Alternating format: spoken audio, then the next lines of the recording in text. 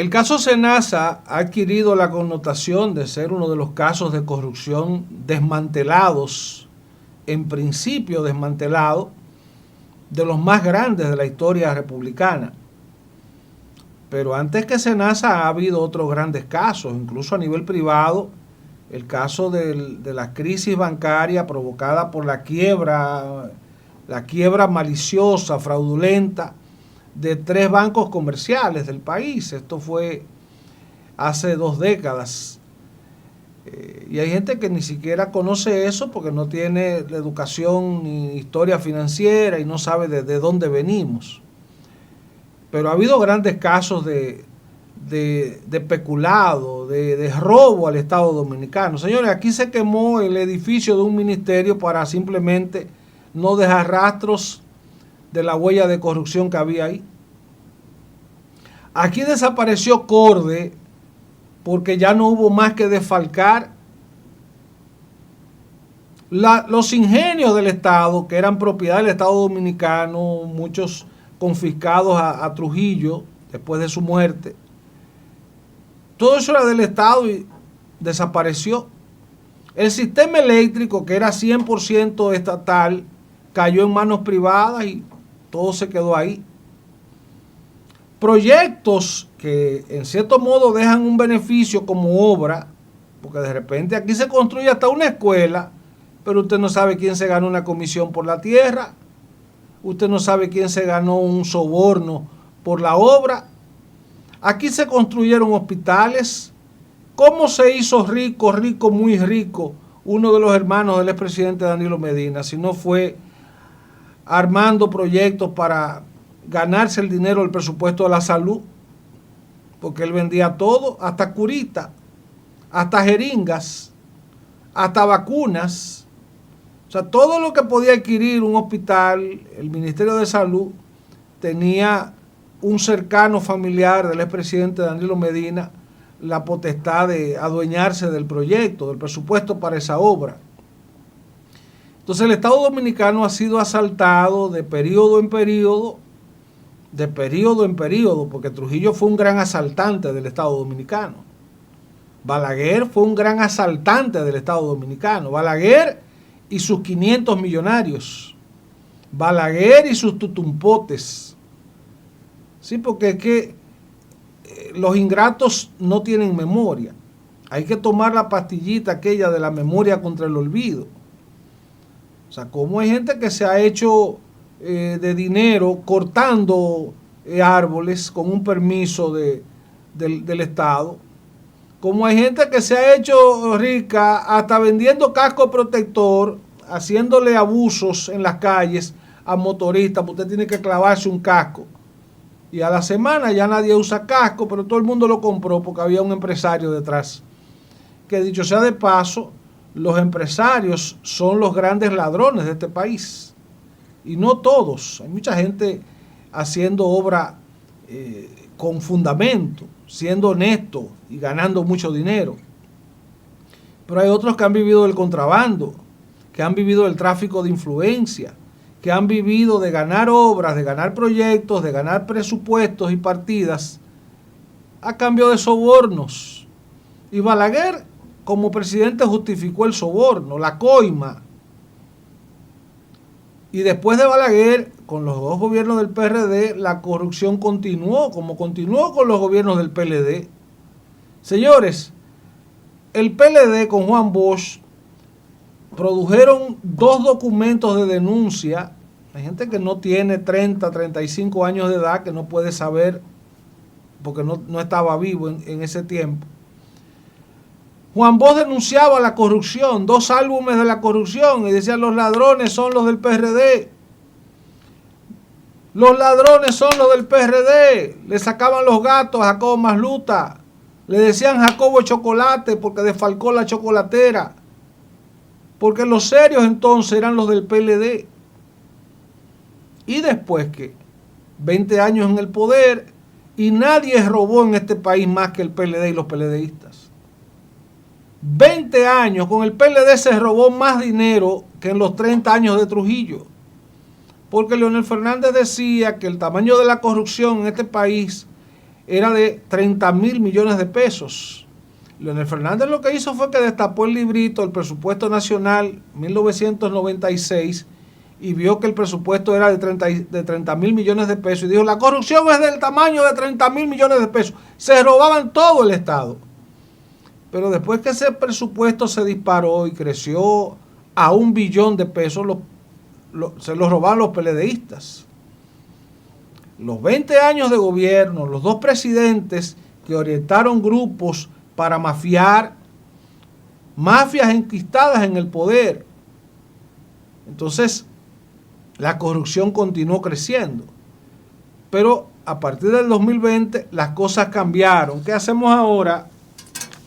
El caso Senasa está sindicado como el caso de corrupción más grande de la historia dominicana. Señores, eso comenzó con una denuncia de un desfalco de 40 millones de pesos. Después subió a 15.000 millones de pesos. Después subió a 35.000 millones de pesos. Y ya yo no quiero mencionar más números ahí porque hay gente ya que se está llenando la garganta de saliva para decir que ha sido la peor corrupción que ha ocurrido en el país. Es la peor porque se trata de robarle el dinero de la salud a los trabajadores. Esa es la lectura que tiene este caso de corrupción. Pero se ha formado un mar de especulaciones. Ahora hay un candidato de un partido pequeño que se apareció en el tribunal con un expediente sometiendo a todo el mundo. Hay que busque su nombre ahí a ver si usted también está sometido.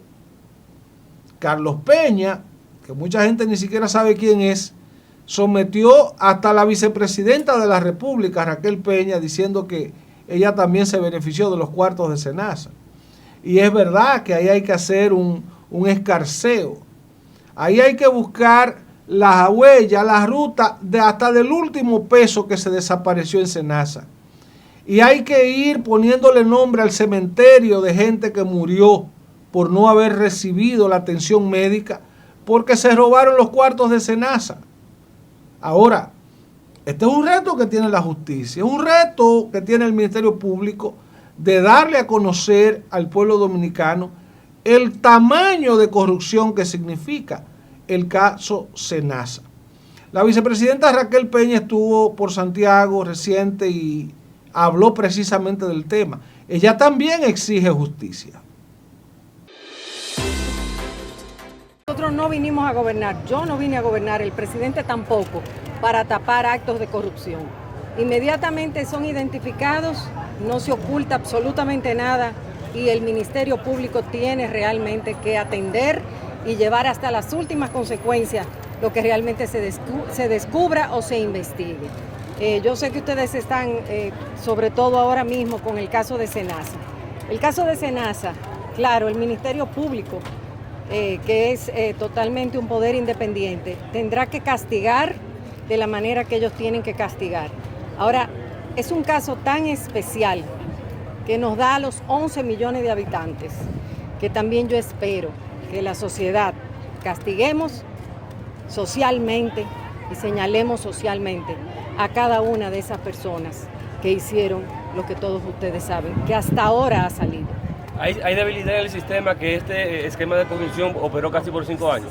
Más que debilidad, hay muchas oportunidades realmente de que nosotros podamos seguir afianzando lo que son los sistemas de vigilancia para que eso no vuelva a suceder. Sin embargo, la naturaleza humana, podemos analizar lo siguiente. Cuando alguien quiere hacerlo mal hecho, busca la manera de hacerlo mal hecho y de evadir cualquier tipo de situación que realmente pudiera frenar. O sea que esto se sale de todo tipo de control, lo que ha venido sucediendo a través de Senasa. Muchas gracias. Este es Jordi Veras, un abogado conocido de Santiago de los Caballeros. Él tiene información del caso Senasa y explica desde su óptica qué pasó en Senasa, de qué tamaño fue el desfalco allí. Hay que ver desde el punto de vista técnico, antes que uno analizar la parte de la realidad.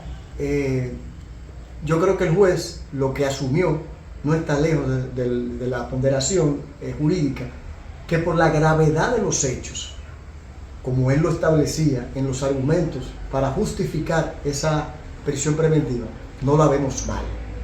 Porque por el peligro de fuga me parece que no había ningún tipo de posibilidad. También el hecho de cuál es la pena que mañana podrían esos encartados tener como sanción.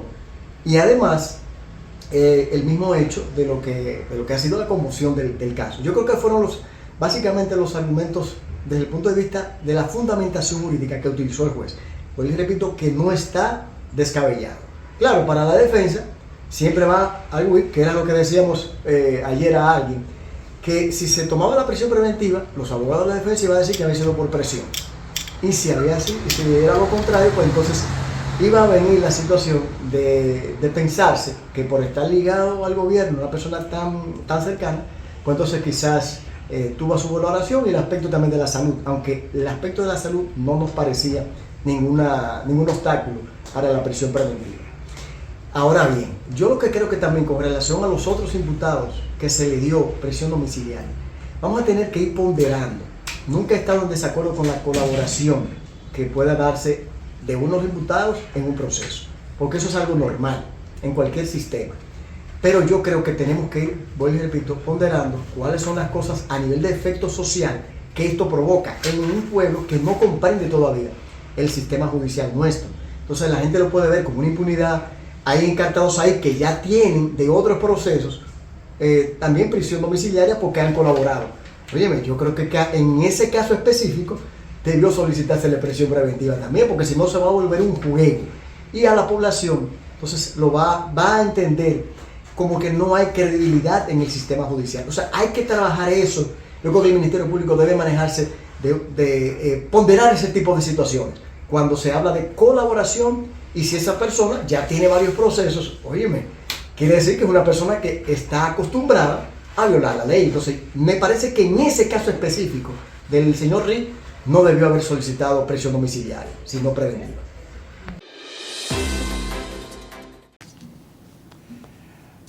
Y Francisco Domínguez Brito, que fuese una vez Procurador General de la República, que conoció mucho de entramados de corrupción, que tal vez no hizo lo que debió hacer.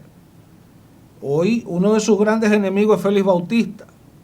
Él no pudo meter preso a Félix Bautista, no pudo probarle la corrupción que llevó a cabo para conseguir toda la fortuna que hoy tiene, pero él también habla de corrupción, del caso Senasa. Vamos a escuchar el punto de vista de Francisco Domínguez Brito respecto a lo que pasó con Senasa.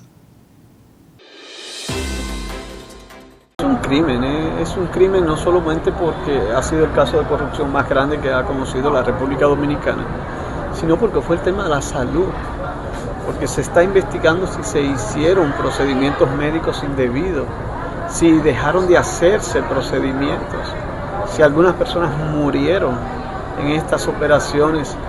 Igual nos pudo pasar a cualquiera de nosotros.